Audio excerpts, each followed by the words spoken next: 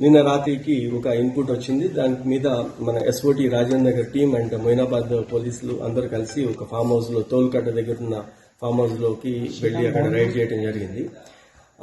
కోళ్ల పందాలు జరుగుతున్నాయి అని చెప్పే ఇన్ఫర్మేషన్ మీద మన వాళ్ళు వెళ్లారు. ఏదో 4-5 2 కోళ్లు ఉంటాయి అనుకున్నాం. ఫస్ట్ లోపలికి వెళ్లిన తర్వాత అర్థమైంది అది చాలా ఆర్గనైజ్డ్ గా టెంట్ వేసి తర్వాత ఒక రింగ్ వేసి చుట్టూతర ఆడియన్స్ కోసం చైర్స్ వాటర్ బాటిల్స్ అన్ని పెట్టుకొని ఏపీలో మనం చూస్తుంటాం. అదేవిధంగా అక్కడ ఆర్గనైజ్ చేయడం జరిగింది.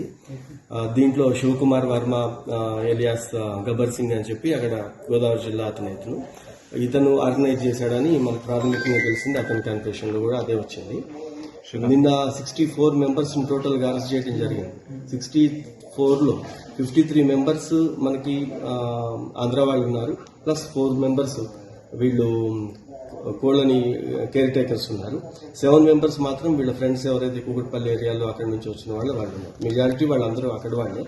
ఈ కోళ్లు ఇవన్నీ కూడా కార్లలో ఇక్కడ తీసుకొని వచ్చి కొన్ని ఏమో ఇండివిజువల్ గా ఆ గేమ్ ఆడేవాళ్ళు తెచ్చుకుంటారు, కొన్ని ఆర్గనైజర్స్ తెప్పించినాడు. ఇవన్నీ కూడా కార్లలో వచ్చినందుకు ఎక్కడ ఎవరు చెక్ చేయటం కానీ అట్లా జరగదు.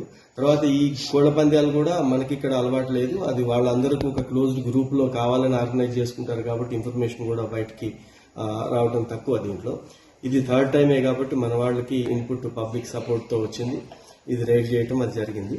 ఇప్పుడు దీంట్లో వీళ్ళందరి దగ్గర కలిపి 30 lakhs ప్లస్ క్యాష్ కూడా సీజ్ చేయడం జరిగింది. 84 కోళ్లు మనము సీజ్ చేసినాము. 46 ఆ కోళ్ల కత్తులు సీజ్ చేయడం అయింది. 55 కార్స్ కూడా సీజ్ చేశాము, అది ఫామ్ హౌస్ లోనే ఉంచారు. తర్వాత ఒక 64 స్మార్ట్ ఫోన్స్ కూడా సీజ్ చేయడం జరిగింది. ఈ ఆర్గనైజర్ ఎక్కడైనా సార్? ఇతను గోదావరి జిల్లా అంటే ఇతను 2013 లో కూడా ఇతని మీద ఒక గేమింగ్ యాక్ట్ ఉంది. ఇప్పుడు మళ్ళా ఈ రికార్డ్ ప్రకారం అయితే ఇది ఫస్ట్ కేసు ఇప్పుడు మన దగ్గర. Okay sir.